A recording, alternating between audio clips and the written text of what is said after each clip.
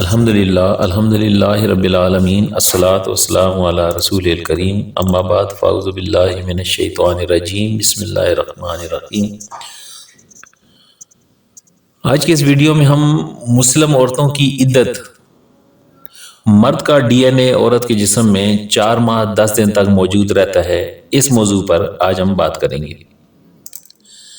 سب سے پہلے ہمیں یہ جاننا ہوگا کہ عدت ہے کیا۔ عدت نکاح زائل ہونے یا شبہ نکاح کے بعد عورت کا نکاح سے ممنوع ہونا اور ایک مخصوص مدت تک انتظار کرنا عدت کہلاتا ہے۔ اگر بیوہ یا طلاق شدہ عورت اپنے سابقہ شوہر سے حاملہ ہو تو اس عرصے میں حمل کی علامات واضح ہو جاتی ہیں اور ہونے والے بچے کی وراثت طے ہو جاتی ہے۔ تو یہ تھا اصل مقصد کہ عدت ہے کیا اور عدت کا فلسفہ کیا ہے۔ مسلم عورتوں کی عدت اور ڈی این اے ایک سائنسی تحقیق ہے، اس موضوع پر آج کی یہ ویڈیو بنائی جا رہی ہے۔ عزیز دوستو، فلوریڈا کے ایک ڈاکٹر جیمز انسانی جسم کے ڈی این اے پر 1968 میں ایک لیبارٹری میں کام کر رہا تھا۔ وہ ایک کرسچن تھا، اس کی بیوی سیاہ فام تھی اور ان کے 3 بچے تھے۔ اس کے پڑوس میں ایک مسلم فیملی رہتی تھی۔ ڈاکٹر جیمز کی بیوی کا مسلم گھرانے میں آنا جانا رہتا تھا۔ مسلمان عورت کا مرد اسی دوران فوت ہو جاتا ہے، اس لیے وہ عورت شوہر کے انتقال کے بعد عدت میں بیٹھ جاتی ہے۔ ڈاکٹر جیمز کی بیوی اپنے شوہر سے مسلمان عورت کی عدت کا ذکر اکثر گھر میں کرتی رہتی تھی کہ یہ کیسا مذہب ہے جو عورت کو 4 ماہ 10 دن تک گھر میں قید کر کے رکھ دیتا ہے۔ ڈاکٹر جیمز کو سائنسی تحقیق کا شوق ہوا اور اس نے مسلم عورتوں کی عدت کے دورانیے کی تحقیق اسلامی مطالعہ پر کی اور اس دوران ان کے جسم میں ڈی این اے پر ریسرچ شروع کی۔ جو وہ تحقیق کرتا گیا، اللہ پاک اس ڈاکٹر کے عقل کے پردے کھولتا گیا اور اسی نتیجے میں پہنچا کہ مسلم عورتیں دوسرے مذاہب کی عورتوں سے عدت کی وجہ سے بھی پاک باز رہتی ہیں۔ وجہ یہ ہے کہ ایک مرد کا ڈی این اے عورت کے جسم میں 4 مہینے اور 10 دن تک موجود رہتا ہے۔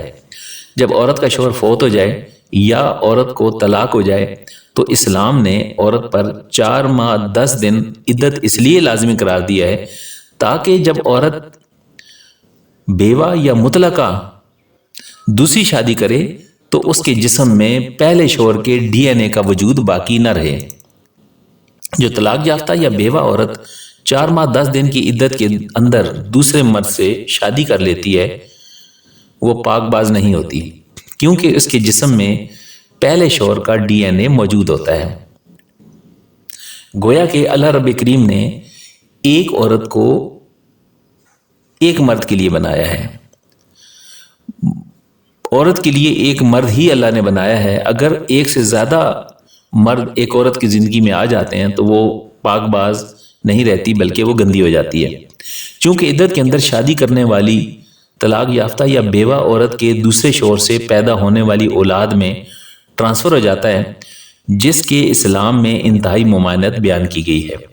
یہ ریسرچ کرتے کرتے ڈاکٹر جیمز نے اپنی بیوی اور 3 بچوں کے ڈی این اے سیمپل اپنے لیب میں چیک کیے تو اس کی بیوی کے جسم میں 4 مختلف لوگوں کے سیمپل پائے گئے اور ان کے بچوں میں سے سوائے ایک بیٹا کے باقی 2 بچوں میں ڈاکٹر جیمز کے علاوہ 2 اور لوگوں کے ڈی این اے سیمپل نکل آئے۔ ڈاکٹر جیمز نے اپنے ایک بیٹا جس میں فقط ڈاکٹر اور اس کی بیوی کا ڈی این اے پایا گیا تھا اس کو اپنے پاس رکھا اور بیوی کے ساتھ 2 بچوں کو چھوڑ کر مسلمان ہو گیا اور کینیڈا جا کر ایک مسلم عورت سے شادی کر لی۔ ڈاکٹر جیمز عیسائی مذہب چھوڑ کر اسلام کے دائرے میں داخل ہو گیا اور اپنا نام ڈاکٹر جون رکھ لیا۔ اس نے اپنی اس ریسرچ کو کینیڈا کے ایک اخبار میں اپنی رپورٹوں کے ساتھ شائع کروایا تو ڈاکٹر جون کے حلقہ احباب میں سے کافی سارے لوگوں نے اسلام قبول کر لیا۔ یورپ میں ڈی این اے پر سائنسی تحقیق 1960 کے عشرے میں شروع ہو گئی تھی، جبکہ مذہب اسلام میں صدیوں پہلے عدت کی بنا پر اسلامی ڈی این اے کی طرف اشارہ کیا گیا تھا۔